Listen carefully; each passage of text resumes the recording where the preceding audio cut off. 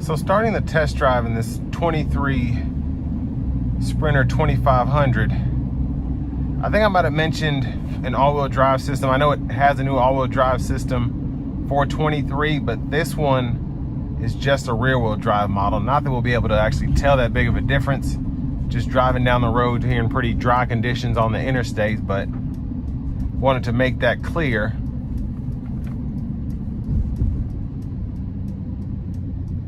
But I've gotten to know these new powertrains a little bit, and I just like how they shift in general, just how they go together.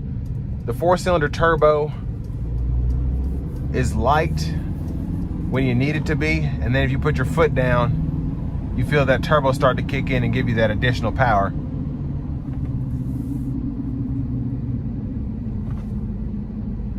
And I like how even on tight corners like the one I just took, it's a pretty smooth ride and it doesn't feel overly top heavy.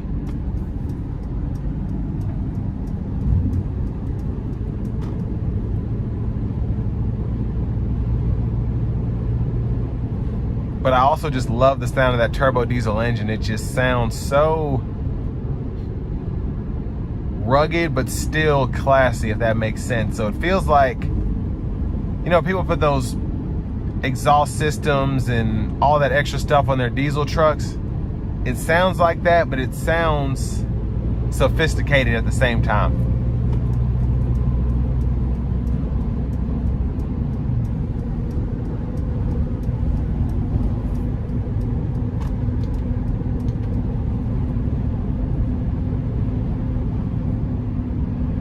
But a pretty good riding vehicle just coming down the interstate. Again, I tested this. I took this loop once already, kind of got a feel for the van. And it rides extremely well.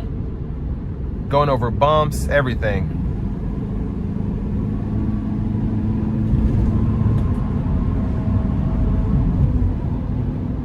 And the 9-speed is just ready to shift whenever you would expect it to. So when I needed the power, I put my foot down, it downshifted, and then as I slowly let off, it was with me the whole time. And of course, you can just throw on the paddle shifters whenever, start downshifting. It's pretty quick to respond. Downshifts, upshifts. The downshifts are crazy quick. The upshifts are a little less aggressive. And then you can just hold the plus paddle shifter at any time to go back to that standard automatic drive mode.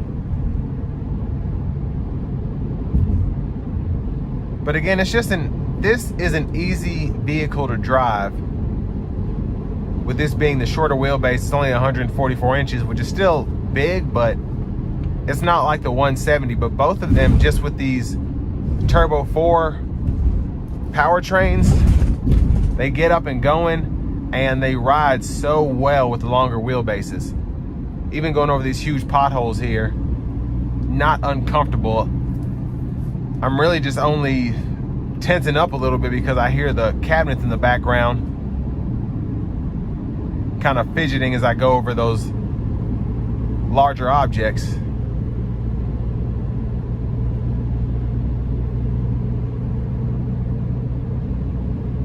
And just cruising here, it's so simple to drive this thing. It's so smooth.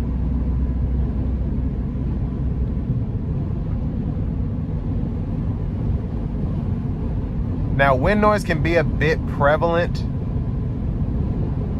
of course, when the wind is picking up like it is now, but the insulation, just how the doors, windows, and everything are, it really makes it not overly loud, even on a cargo van. And you know, those tend to be more top heavy, so you're gonna hear more wind noise, less aerodynamic as well. So pretty impressed with the sound acoustics in here regardless. Now, visibility out of this van is actually pretty good. And a lot of the reasoning for that is because you do get these tow mirrors. You do have blind spot monitors that are pretty spot on. But then on my right side there, I also have a window, and the left side as well. So it just makes it drive more like a normal vehicle as opposed to, let's say, a big truck or something that you're trailering, or something like that, if that makes sense. I guess like a standard cargo van that doesn't have windows would be the better way to describe it. But again, with this one having side windows, it makes it that much easier to drive in terms of visibility. And one thing I like about having something like this as opposed to, let's say, a bigger class A RV maybe, or just a typical RV in general, just something that's 20 feet or longer, this does not drive like an RV, like a mobile office. It drives like a work van, and that's kind of what I want if I'm somebody who's having to drive this around, or if I'm somebody who owns this and runs an office out of it and then wants to use it as an RV on the weekends. I like having that ease of driving while also having something as capable as this. Again, if I want to go camping, I can use it for that. But if I want to drive around town or have somebody chauffeur me around, going to different meetings and whatnot, I have that usability too.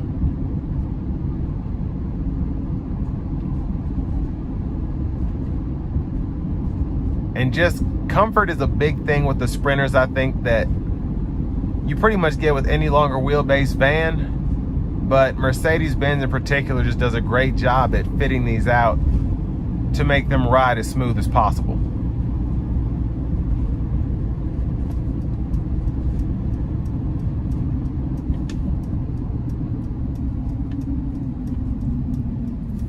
And I love, love, love the brake pedal feel here. It's so natural, and I'm able to stop. And I always have more to go, but it's not a touchy brake pedal, but it's also not scary either. You know, some brake pedals, you put your foot into them, you're like, why is it not stopping? And that, you just keep giving it to it, and you can find that perfect stopping power. And then going back to just the ease of driving these, you have the adaptive cruise, but you also have that lane departure warning. So if I go out of the lines one way or the other, it's kind of vibrating my arm, letting me know, hey, make sure you're paying attention, make sure you have full control of the vehicle. And that's one of the many safety features that I think make this feel more luxurious than the competition, because you get lane departure warning and whatnot, but a lot of the times it's a beep or it nudges you back. It doesn't vibrate the whole steering wheel and let you know, hey, make sure you're paying attention. But I guess that's why this is $180,000, because this does give you one of the more luxurious feelings in terms of the interior, build quality, the looks, the features.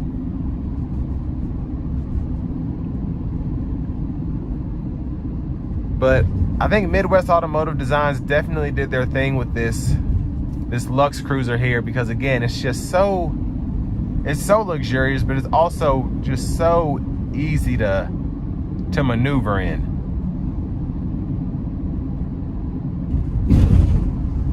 But I want to give one more huge shout out to Tri-State Vans. Again, that's tristatevans.com, at Mercedes-Benz of Westchester here in Westchester, Ohio. And this will bring me to the end of my review of this 2023 Midwest Automotive Designs Mercedes-Benz Sprinter 2500.